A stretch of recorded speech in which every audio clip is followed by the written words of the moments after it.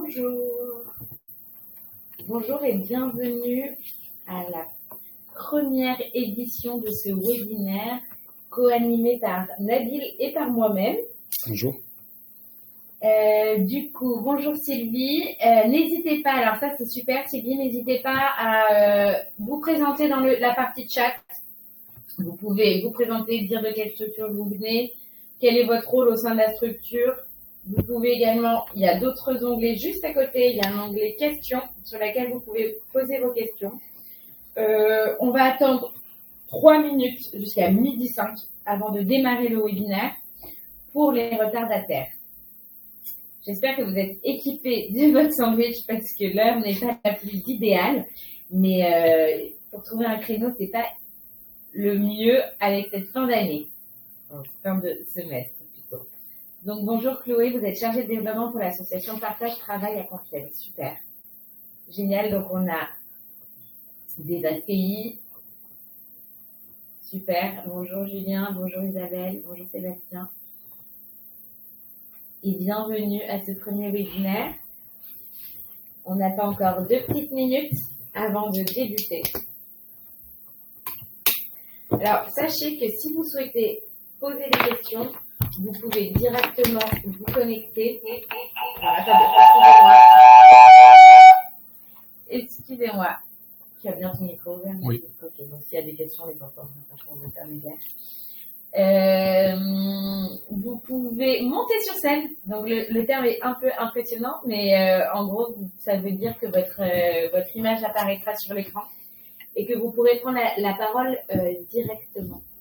Donc, si vous avez des questions, nous, on est plutôt pour que vous puissiez directement monter sur scène avec nous et poser vos questions en cours de présentation. On est 38 participants, il y avait 90 inscrits, donc ce que je vous propose, c'est d'attendre encore une petite minute et les gens nous rejoindront en cours de route.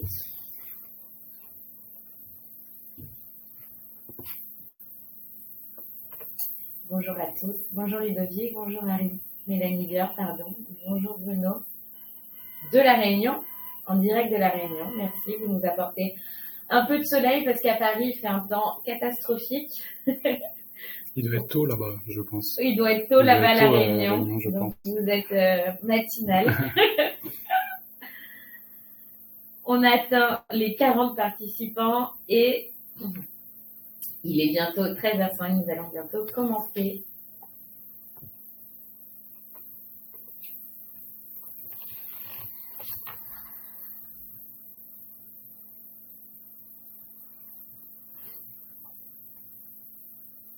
Bonjour Nathalie, bonjour Cécile, bonjour Julie. Allez, il est 13h05, on va commencer ce webinaire. Donc le premier d'une série de webinaires dédiés aux achats. Donc moi je m'appelle Pauline et je suis chargée du développement, je suis commerciale, chargée de déploiement au sein du marché de l'inclusion que j'ai rejoint en novembre 2023. Moi, mon rôle, c'est vraiment de vous accompagner, vous, en tant que structure inclusive, à prendre en main le marché de l'inclusion et à répondre à toutes vos questions, que ce soit au démarrage, lorsque vous transactionnez avec une structure. Je suis vraiment votre point de référence pour ce service numérique. Moi, avant, j'ai une expérience dans le secteur de l'inclusion car j'ai été chargée du développement commercial au sein d'une EITI. Voilà pour... Bonjour Mania Clèche, que je connais, on travaille ensemble dans cette fameuse EITI. Ce que je vous propose, c'est du coup de vous présenter un peu le sujet du jour. Nabil qui se présentera ensuite, a rejoint l'équipe du marché de l'inclusion il y a quelques semaines maintenant.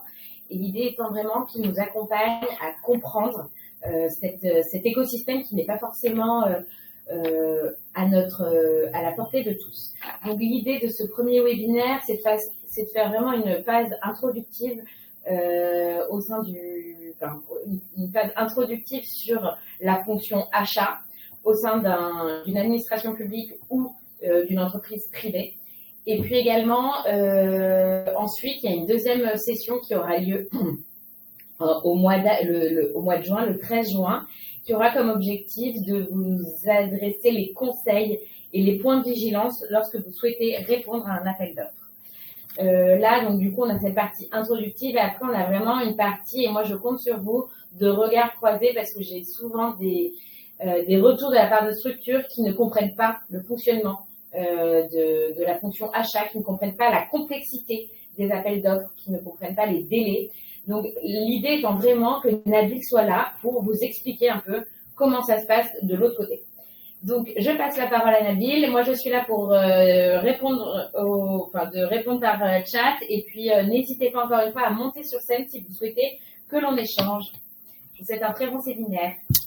Bonjour à tous. Donc, comme le disait Pauline, donc je m'appelle Nabil. J'ai rejoint donc le marché de l'inclusion en effet il y a quelques semaines en tant qu'expert achat. Voilà, moi ça fait 15 ans que je travaille dans les achats, tant dans le secteur public que dans le secteur privé, dans plein de secteurs d'activité différents, ce qui me donne aujourd'hui la capacité d'avoir une vision concrète et complète de toute la chaîne achat. Voilà, donc mon rôle au sein du marché va être donc de développer les achats inclusifs auprès de vous, en apportant donc des conseils côté acheteur et puis en essayant aussi de traduire le langage des acheteurs, parce que je sais qu'il n'est pas forcément facile quand on n'est pas acculturé ou au fait de cette fonction-là. Donc l'idée, ça va être de vous faciliter aussi les relations que vous pouvez avoir avec les acheteurs. Et donc, pour ce faire, on démarre aujourd'hui avec ce webinaire qui va être tourné sur, on va dire, les fondamentaux des achats. Et pour ces fondamentaux, on va passer par différentes rubriques. Donc déjà, on va passer par qu'est-ce qu'un acheteur. L'idée, c'est de voir quelles sont les missions et comment est-ce qu'il réalise ces missions. On va faire un point sur les différences entre les achats publics et les achats privés, parce que c'est, on va dire, deux mondes qui sont assez différents, tant dans la gestion des achats que sur les règles à respecter et la réglementation associée. On va faire ensuite un focus sur les achats publics, parce que on sait que les achats publics sont les plus avancés, en tout cas sur tout ce qui va être achat inclusif, de par la réglementation qui s'impose, entre guillemets, aux acheteurs publics aujourd'hui. Et étant donné qu'il y a beaucoup de spécificités sur les achats publics, l'idée c'est aussi de faire un zoom particulier sur les achats publics pour que vous puissiez un peu comprendre pourquoi les procédures sont différentes, pourquoi un jour vous pouvez échanger avec un acheteur et un jour non, pourquoi on vous demande des documents différents, etc. En fonction de la procédure. Et ensuite, des bonnes pratiques. Donc comment, je veux dire, parler à un acheteur, comment est-ce que fonctionne un acheteur, qu'est-ce qu'attend un acheteur, et ensuite une phase de questions-réponses. Alors la phase de questions-réponses à la fin permettra de répondre à vos questions, mais encore une fois, n'hésitez pas à intervenir pendant le webinaire. L'idée, c'est vraiment que ce soit le plus interactif possible. J'aime pas forcément faire des monologues, donc allez-y, n'hésitez pas à me couper la parole, posez vos questions, parce qu'en plus de ça, je pense que tout le monde pourra en bénéficier. Voilà, donc si ça vous va, on va démarrer, mais encore une fois, n'hésitez pas à prendre la parole. C'est vraiment le but de ce webinaire et de ces regards croisés. Donc, qu'est-ce qu'un acheteur ? Donc un acheteur, la mission principale d'un acheteur, c'est de sélectionner donc le fournisseur, les produits et les services dont a besoin son entreprise ou son organisation publique dans une logique de mieux-disant. Quand on dit mieux-disant, c'est un fournisseur qui répond le plus aux critères qui ont été prédéfinis par l'acheteur. Ça peut être des critères techniques, ça peut être des critères prix, ça peut être des critères RSE, ça peut être des critères sur la partie délai, etc. Donc voilà, c'est vraiment une multitude de critères qui permettent en fait à l'acheteur de sélectionner le fournisseur le mieux disant, donc c'est-à-dire le fournisseur qui répond au plus de cases possibles. À ne pas confondre avec le moins disant, c'est-à-dire qu'un acheteur ne cherche pas, en tout cas aujourd'hui, ça a pu être le cas il y a quelques années en arrière, mais aujourd'hui les acheteurs, en tout cas dans leur majorité, n'ont plus cette démarche d'aller chercher le prix le plus bas, et donc on est plus dans cette logique de moins 10 ans, mais vraiment dans cette logique de mieux 10 ans. Donc, comment est-ce qu'un acheteur commence, en tout cas, quand il doit lancer un appel d'offres et sélectionner un fournisseur pour réaliser une prestation ou s'approvisionner en produits. Donc, il commence par une cartographie. Donc, il cartographie les besoins de son entreprise, les contrats qui existent et les contrats qui sont en vigueur actuellement, les fournisseurs également qui sont en place et les litiges ou les difficultés qui ont pu être rencontrées par le passé. Ça, on va dire que c'est une cartographie interne qui permet d'identifier qui permet à l'acheteur d'identifier les besoins de son entreprise, qui les réalise aujourd'hui, sur quel modèle contractuel et quels ont été les problèmes. L'idée, c'est de s'appuyer aussi sur les problèmes pour ensuite redéfinir le besoin correctement. Et ça, on le verra, ça c'est la troisième étape. Mais on va d'abord passer sur la deuxième étape, qui est le sourcing. Là, on parle plutôt de cartographie externe.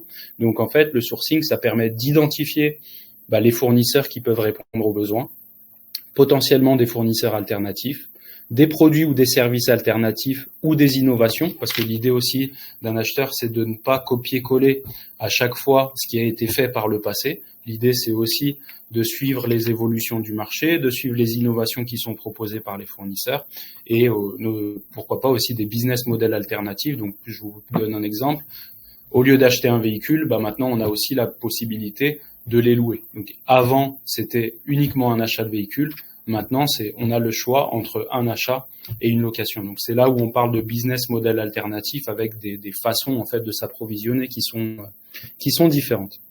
Ensuite, on passe à la définition. Donc, l'acheteur s'appuie sur tout ce qui a été identifié pendant ces deux premières étapes pour définir sa stratégie achat. Donc, est-ce qu'il va lancer un appel d'offres? Est-ce qu'il va contacter un fournisseur en direct, à combien de fournisseurs il va l'envoyer, etc., etc. Ensuite, il va pouvoir définir le besoin et définir les critères de sélection donc du fournisseur. Donc, quand je parlais tout à l'heure du mieux 10 ans, donc tous les critères techniques, les critères de délai, les critères prix, les critères RSE, etc. Donc, c'est à ce moment-là, en fait, que l'acheteur va définir sa stratégie et va aller un peu plus loin dans comment est-ce que je vais sélectionner le fournisseur et sur quels critères je vais m'appuyer pour pouvoir le faire. Ensuite, on passe donc à la sélection et là on parle de lancement de consultation, donc notamment d'un appel d'offres où il va rédiger son cahier des charges. Dans la définition du besoin, en fait, c'est aussi le cahier des charges qui est rédigé. Il va envoyer ça donc à des fournisseurs. Les fournisseurs vont lui faire une réponse. Et donc ensuite, l'acheteur va être en phase d'analyse des offres, donc sur la base des critères qu'il aura préalablement définis, pour pouvoir analyser comment est-ce que les offres reçues répondent aux besoins et aux besoins. Donc ensuite, il peut y avoir une phase de négociation, qui n'est pas toujours le cas, et notamment en achat public. Et ensuite, une phase de contractualisation, ça c'est vraiment la dernière étape de la sélection, c'est quand l'analyse des offres a été faite, on va dire que la négo ou les points qui devaient être revus ont été revus avec les fournisseurs. Et donc la contractualisation, ça sert à donc réaliser le contrat avec le fournisseur qui est sélectionné. Donc à ce stade-là, l'acheteur a déjà fait son classement des offres reçues et a décidé quel fournisseur il allait choisir. Une fois qu'on a fait ça, on passe au suivi de l'exécution. Et donc là, c'est la vie du contrat, la vie de la prestation, la vie de l'approvisionnement des produits. Et donc, on parle du déploiement du contrat. Alors, le déploiement du contrat, c'est, on va dire, le lancement du contrat. Donc, la prestation qui se réalise, les produits qui sont commandés, etc. Mais aussi, dans certains cas, vous verrez, il y a des organisations décentralisées.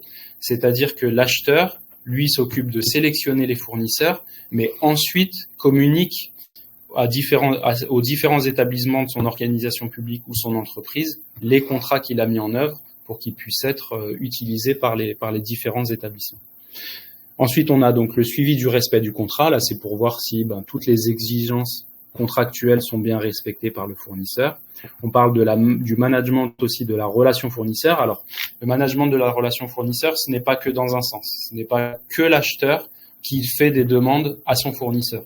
La relation fournisseur, ça va aussi dans les deux sens. Ça peut également être le fournisseur qui demande des éléments à l'acheteur. Voilà, par exemple, s'il a des questions, s'il y a des choses peut-être à revoir sur les modalités d'approvisionnement, les modalités de réalisation des prestations, etc.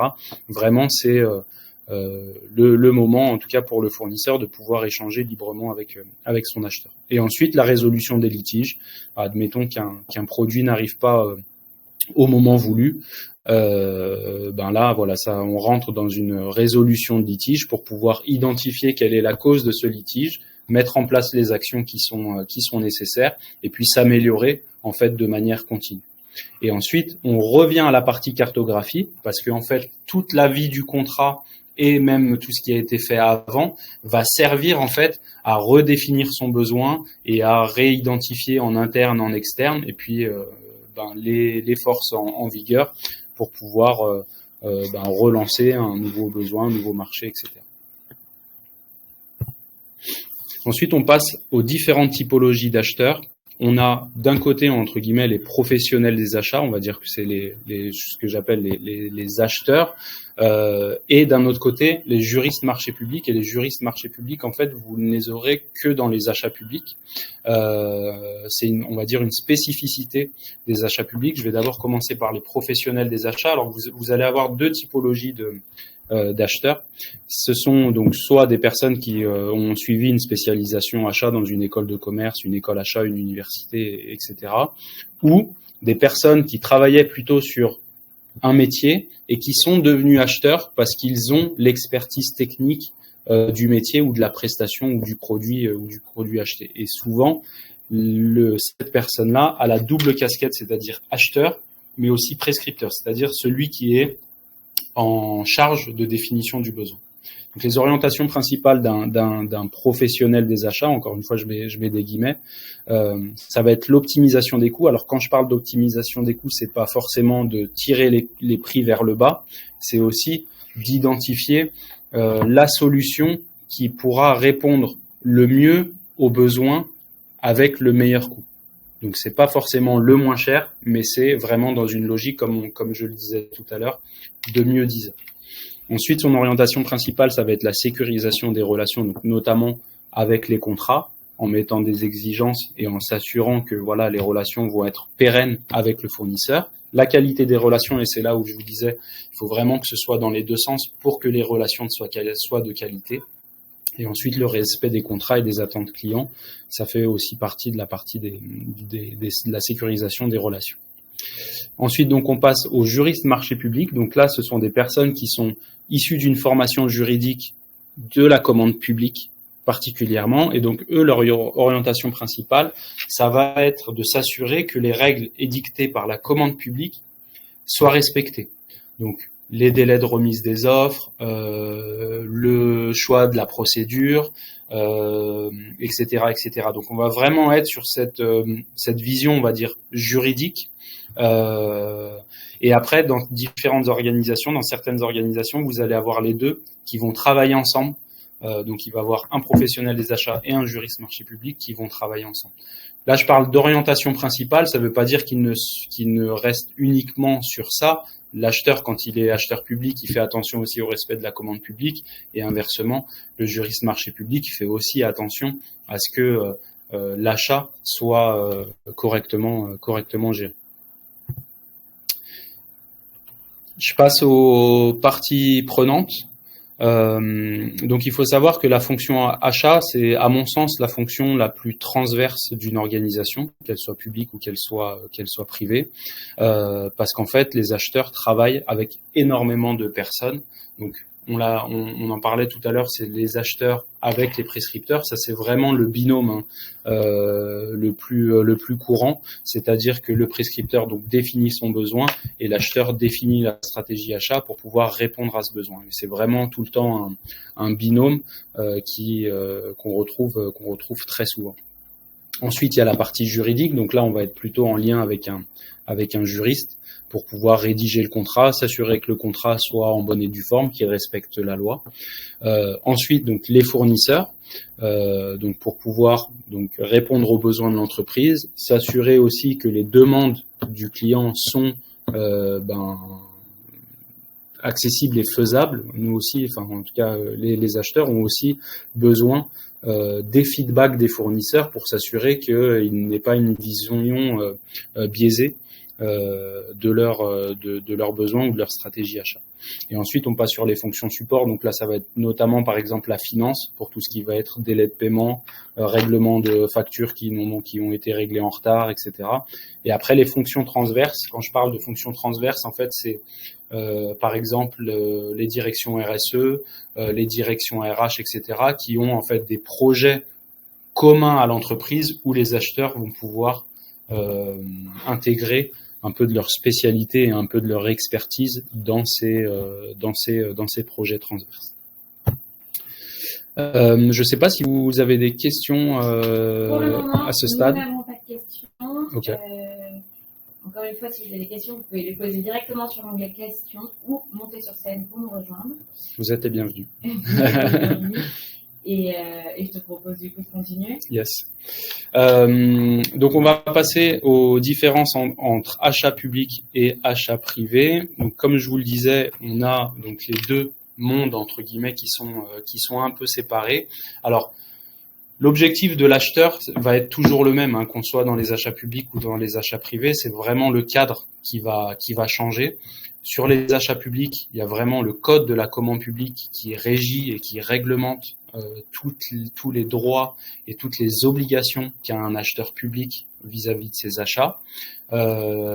Ensuite, on a donc une réglementation forte. Donc, par exemple, l'obligation ou non de mise en concurrence. Donc, on le verra tout à l'heure, un peu plus tard dans le webinaire. En fonction des montants, l'acheteur peut choisir un fournisseur qu'il connaît, par exemple, sans obligatoirement le mettre en concurrence. Et après, en fonction de différents seuils, avoir une obligation de mise en concurrence et donc de publication de son appel d'offres. Les seuils des passations des marchés, c'est ce que j'évoquais. Les procédures de passation des marchés publics aussi, c'est comment est-ce qu'il doit réaliser sa consultation. Et ensuite, les différents types de contrats. Et là, encore une fois, c'est vraiment la commande publique qui définit en fait tous ces sujets-là. On passe maintenant des achats privés. On a souvent tendance à dire que les achats privés sont plus funky que les achats publics, parce qu'en fait, il n'y a pas vraiment de réglementation particulière sur la façon dont doivent être gérés les achats. Donc, par exemple, ils n'ont aucune obligation de mise en concurrence réglementaire, mais par contre, les achats privés sont régis par les procédures internes que la direction achat établit dans son entreprise. Voilà, donc pas de réglementation, mais par contre, voilà, les acheteurs établissent quand même des processus achats et des règles internes pour s'assurer que tout le monde ne fait pas n'importe quoi, pour apporter un cadre et pour s'assurer que les achats soient réalisés de la manière la plus pertinente et la plus efficace possible. On passe sur les achats publics. Donc sur les achats publics, il faut savoir que la commande publique en 2023, elle s'est évaluée à 180 milliards d'euros.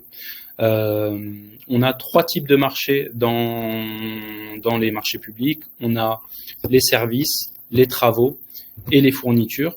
Alors pourquoi je fais cette distinction-là ?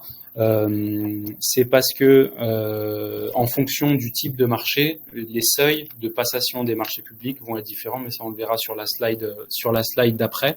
Voilà, on voit que les travaux sont les plus représentatifs des marchés, mais parce qu'on parle en valeur, donc étant donné que c'est les marchés les plus gros et les plus importants en termes d'euros, c'est normal qu'ils prennent plus de place. Et ensuite on a les services et les fournitures. On passe donc, comme je vous le disais, au seuil des différentes procédures. Et donc là, on a bien cette distinction entre marché de fournitures ou de services ou marché de travaux. Comme je vous le disais, étant donné que les marchés de travaux représentent beaucoup d'argent, entre guillemets, il y a eu une classification particulière pour les marchés de travaux avec des règles particulières pour les marchés de travaux.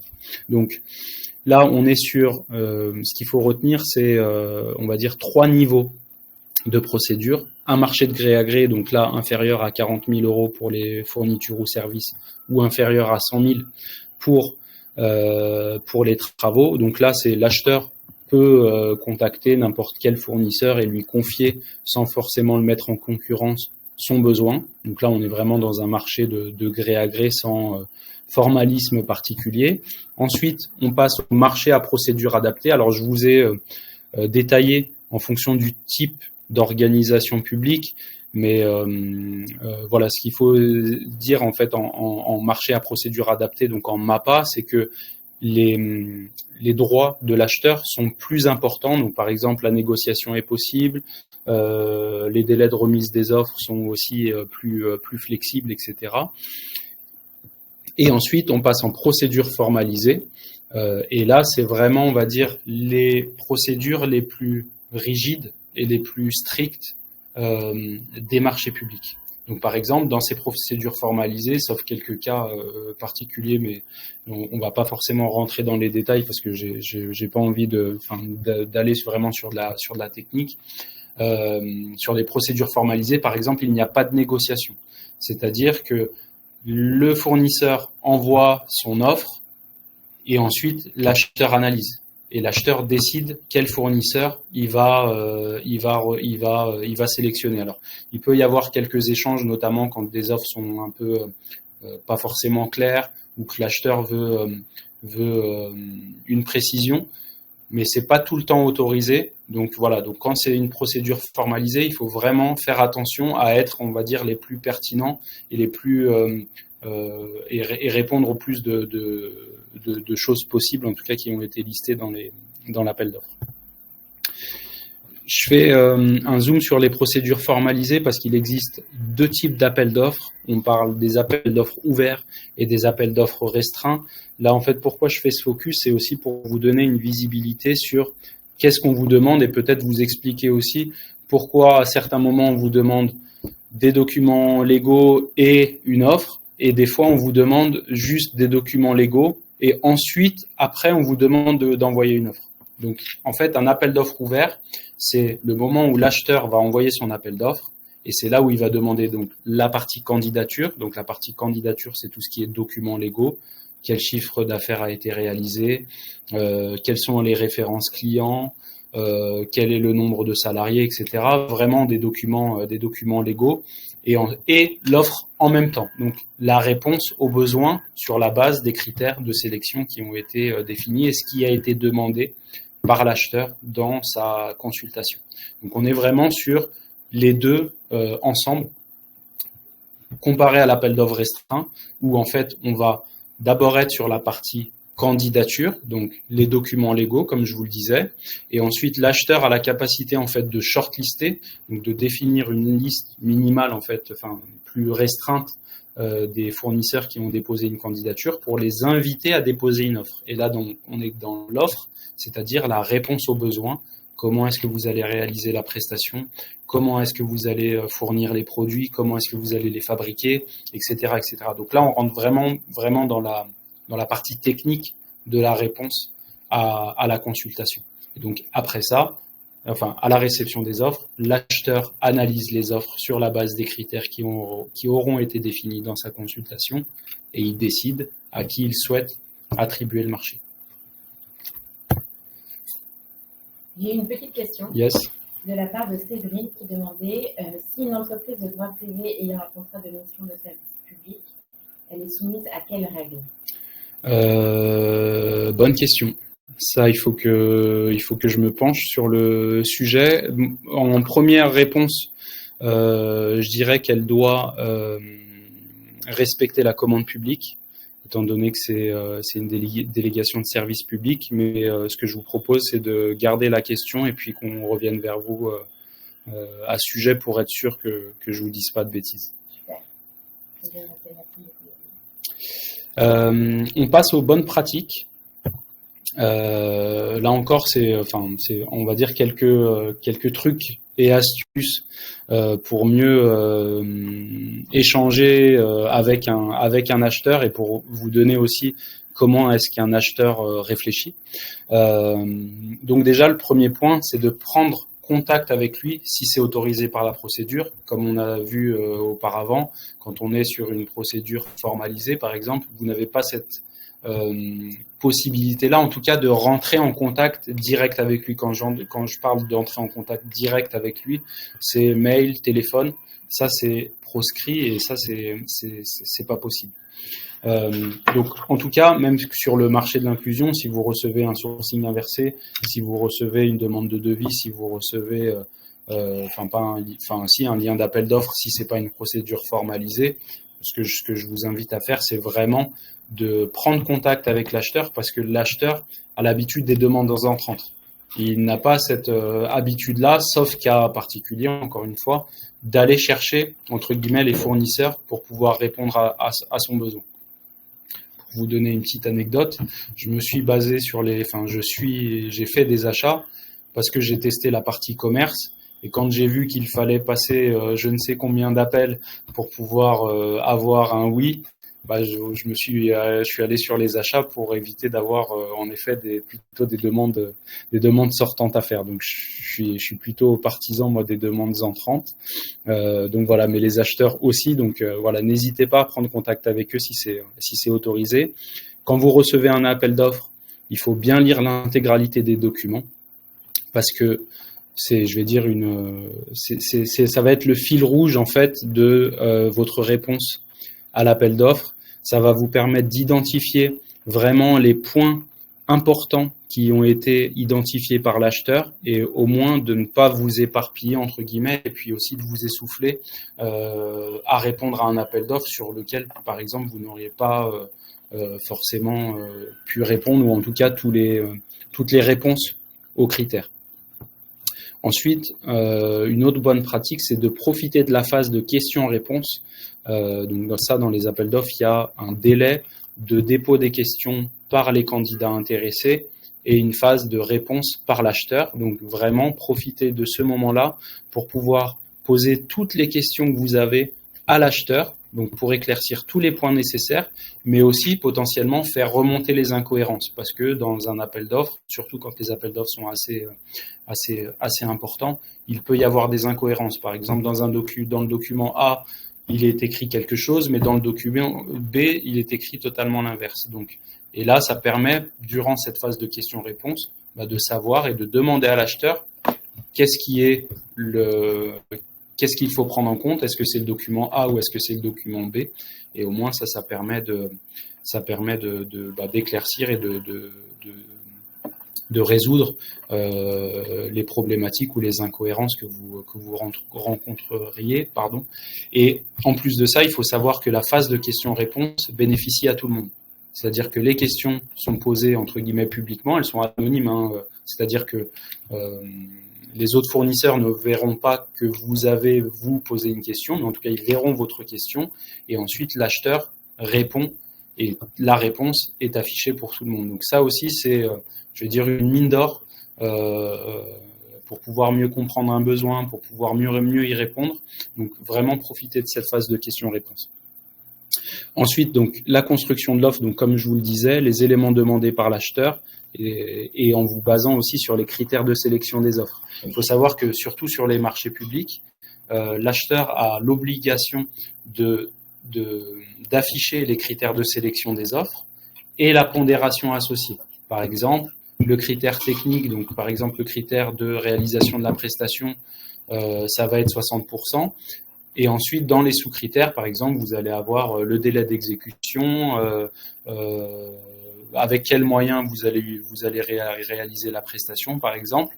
Donc, vous allez avoir la sous-pondération, donc c'est le poids de ce sous-critère-là dans la notation globale. Et donc, grâce à ça, vous saurez qu'il faut, entre guillemets, mettre le paquet sur les éléments qui pèsent le plus de points pour avoir une meilleure chance de gagner l'appel d'offres.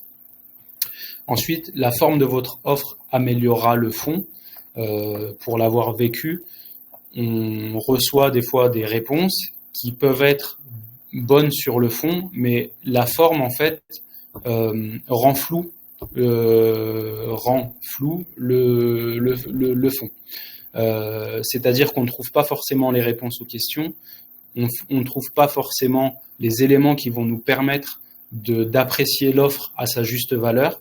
Et donc, si vous travaillez aussi sur la forme, ça vous permet vraiment de pouvoir éclaircir toute la réponse à l'acheteur et ce qui facilitera l'analyse et donc aussi la notation.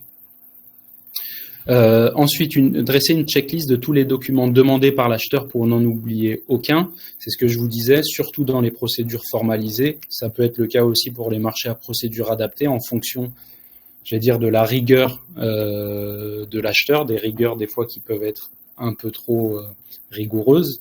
Mais dresser vraiment une checklist de tous les documents demandés pour vous assurer que vous n'oubliez rien. Parce que il y a certains documents qui peuvent être régularisés, mais il y a certains documents qui vont faire que votre offre ne va même pas être analysée. Donc ça veut dire que vous n'aurez travaillé pour rien et ce serait dommage, entre guillemets, juste par oubli d'un document. Donc vraiment, je vous invite à faire cette checklist-là parce que quand on est plongé dans la réponse à un appel d'offres, on pense à plein de choses.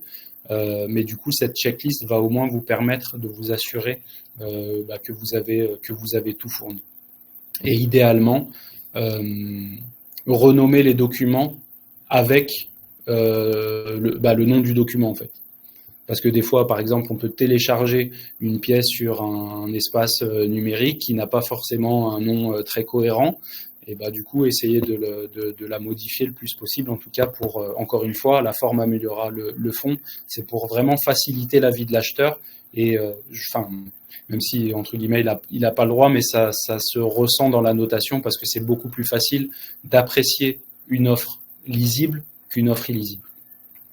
Et le dernier point, c'est si les appels d'offres sont trop gros, donc en termes de montant, ou trop diversifiés pour vous seul. Donc trop diversifié, c'est par exemple, il y a plusieurs types de prestations que vous seul, vous ne pouvez pas couvrir parce que vous êtes spécialisé sur une prestation ou sur deux par exemple, mais que du coup vous ne pouvez pas répondre à l'appel d'offres parce que vous ne savez pas faire ou vous ne faites pas les autres prestations.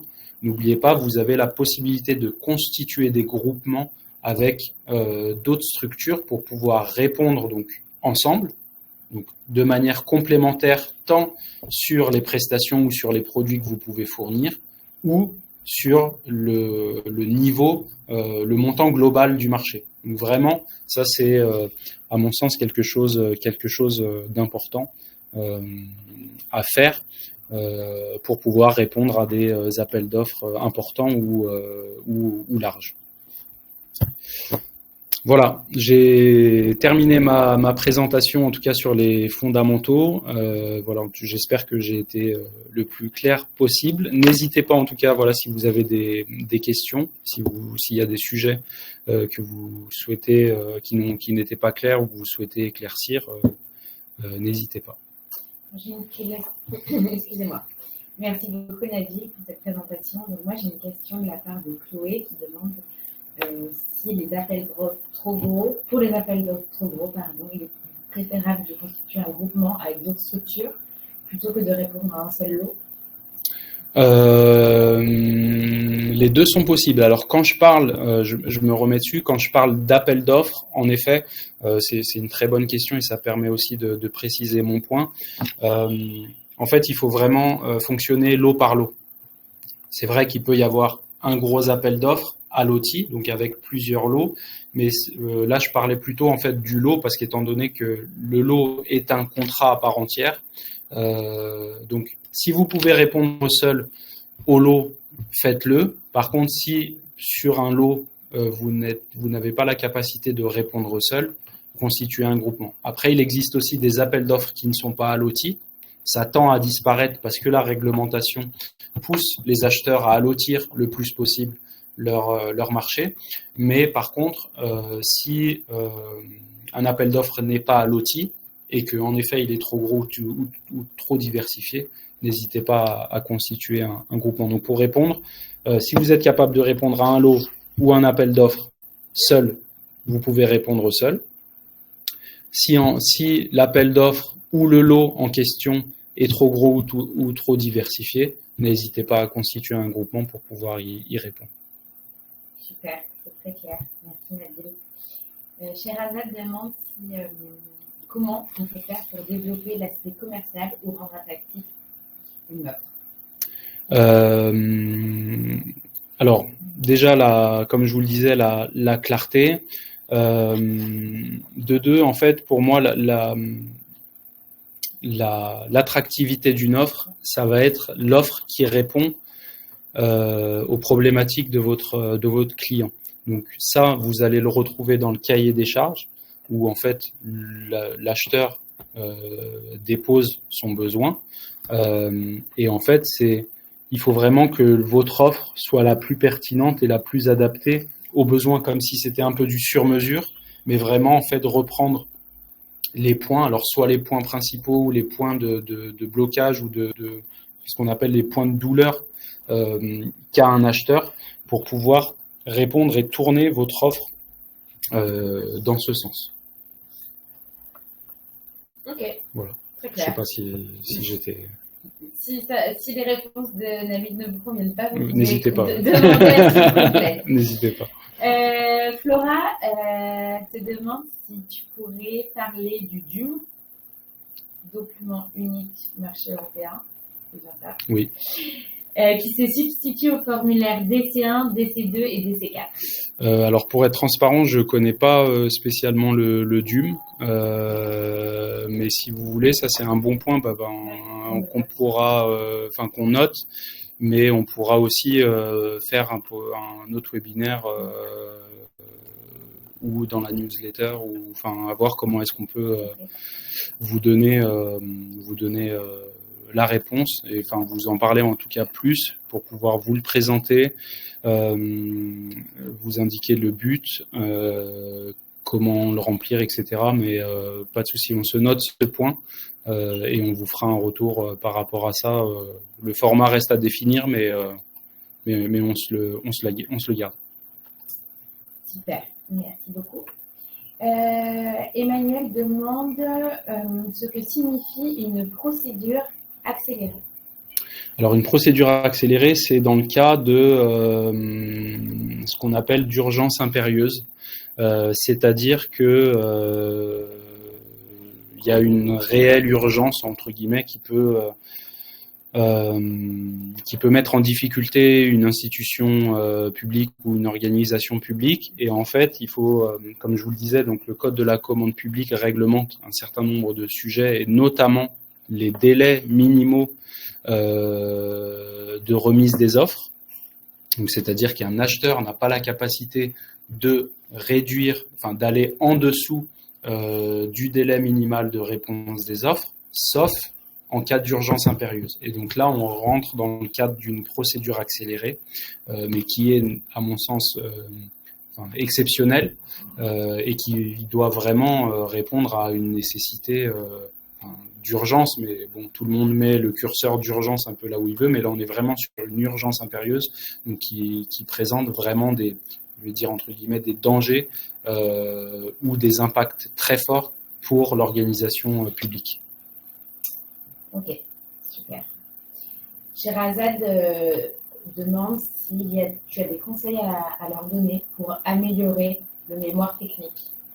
Alors le mémoire technique, en effet, il faut, comme je vous le disais, déjà en termes de forme, il faut séquencer le plus possible. Essayez de vous appuyer sur les critères.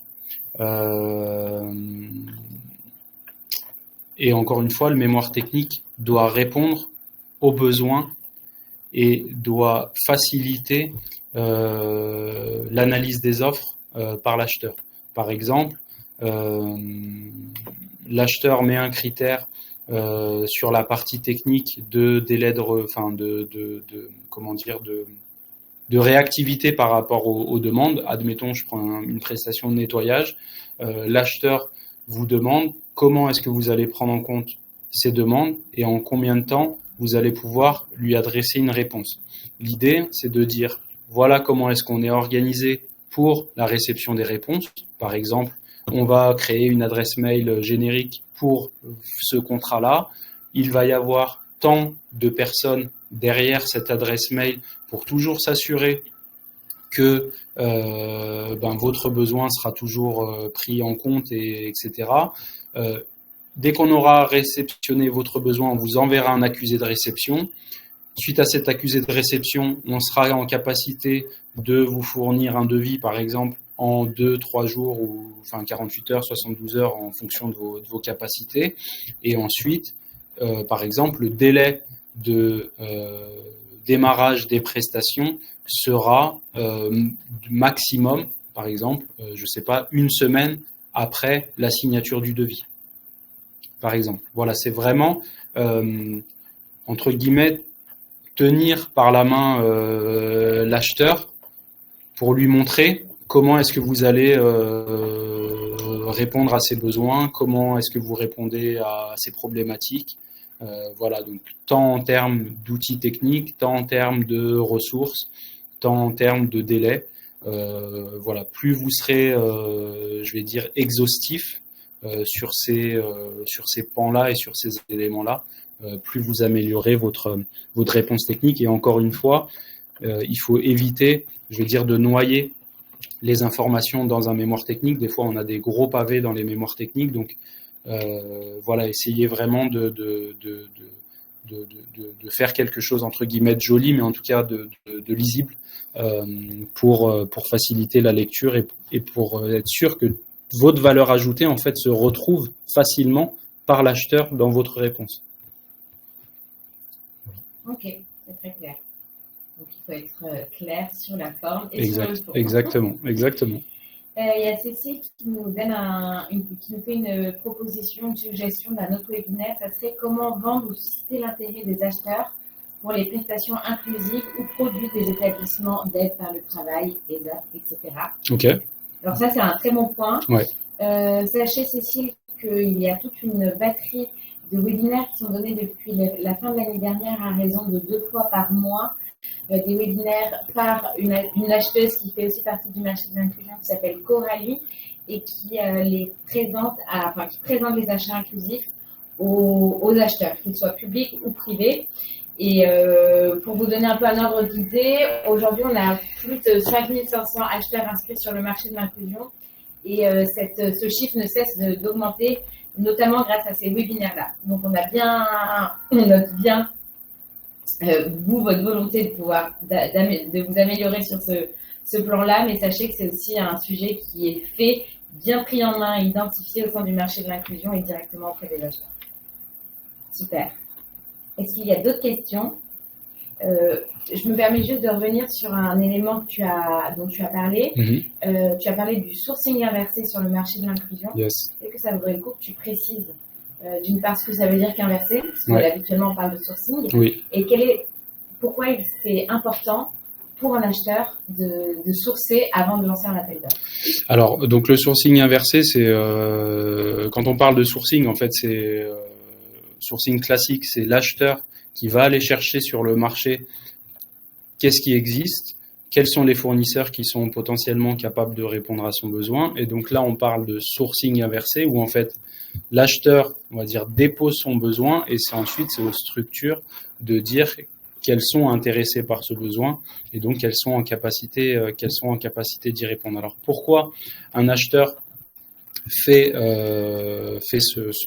cette action-là? C'est d'une part pour déjà sonder le marché, savoir quel est le nombre de structures inclusives déjà d'une intéressée, mais aussi capable d'y répondre. Donc pour être sûr, en fait, et pour définir sa stratégie achat, ça je reviens un peu.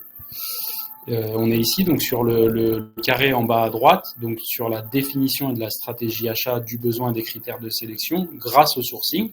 Donc sa stratégie achat, l'acheteur va dire, admettons, j'ai 10 structures qui sont intéressés et qui sont capables de répondre à mon besoin.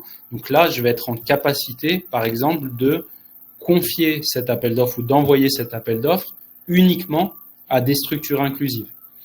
Si, par exemple, il estime que le nombre de structures inclusives n'est pas assez important pour pouvoir l'envoyer uniquement aux structures inclusives, il va modifier sa stratégie achat ou en tout cas, il va l'adapter pour l'envoyer, on va dire, à des fournisseurs ordinaires, mais potentiellement en insérant une clause sociale en disant, ben voilà, sur ce marché-là, je veux que vous sous-traitiez ou que vous confiez X% ou X nombre d'heures à des structures inclusives. Donc, c'est vraiment en fait ce nombre-là, ou en tout cas ce sourcing inversé-là est important pour l'acheteur parce que ça lui permet d'avoir la meilleure stratégie achat, c'est-à-dire une stratégie achat qui soit en adéquation avec le marché. Et donc, c'est pour ça que l'acheteur fait cette action-là. Et en plus de ça, le sourcing inversé, il a en tout cas un bénéfice pour lui, c'est qu'il envoie une fois son besoin et ensuite c'est déployé au niveau de toutes les structures inclusives. Donc, il n'a qu'une seule action à faire pour pouvoir ensuite récolter les fruits, entre guillemets, de son sourcing. Parce que si jamais il ne fait pas la partie sourcing, ce qui est possible, et qu'il publie son marché, que celui-ci est infructueux, oui. C'est problématique pour un acheteur qu'un marché soit infructueux? C'est problématique parce que déjà, ça veut dire du temps, entre guillemets, perdu, ouais. Parce que aucun fournisseur n'est en capacité d'y répondre. Donc, ça veut dire qu'on lance une consultation, mais on ne sélectionne pas de fournisseur derrière. Donc, en termes de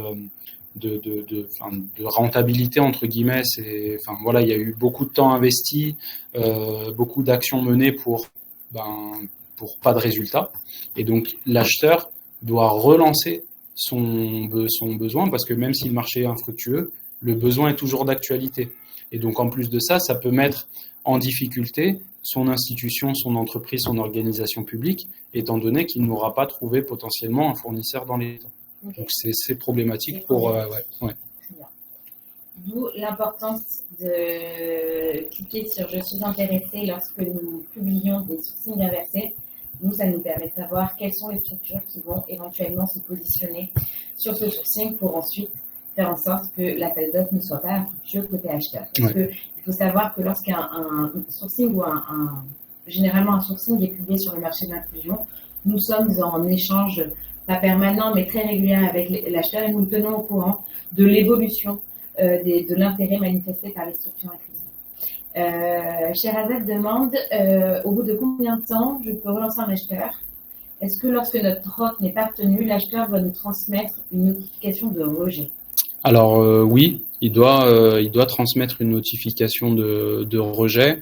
Il faut savoir, alors tout dépend le type de procédure, mais sur notamment les procédures formalisées, de toute façon l'acheteur devra envoyer les notifications de rejet, mais il ne peut pas le faire, entre guillemets, avant la fin de l'analyse des offres. Il faut savoir qu'une procédure formalisée peut prendre énormément de temps.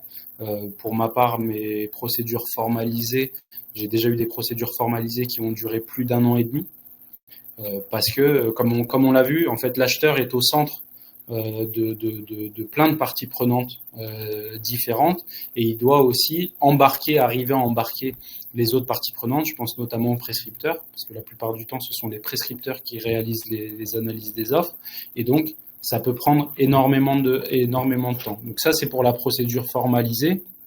Voilà. Après, sur les procédures adaptées, vous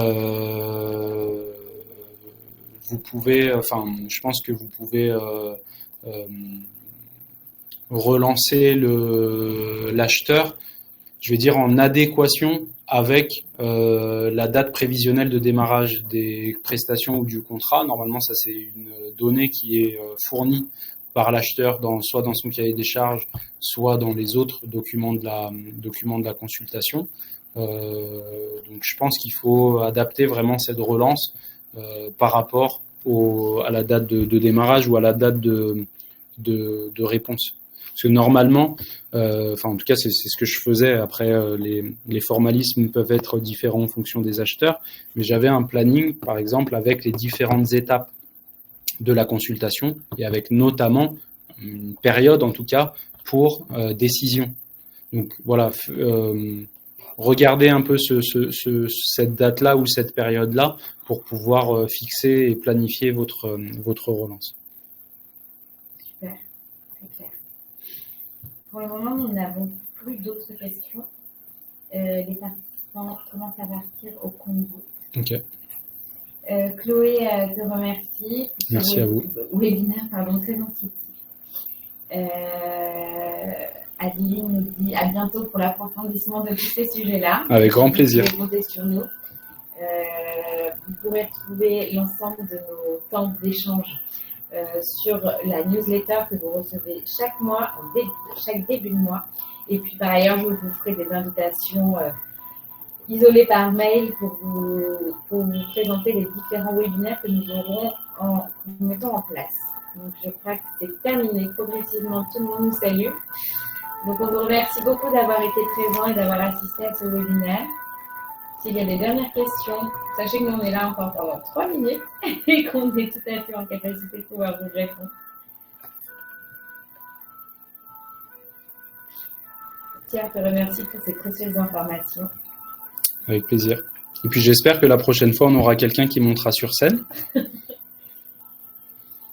Évidemment, c'est sûr. Une fois qu'on se connaît un peu.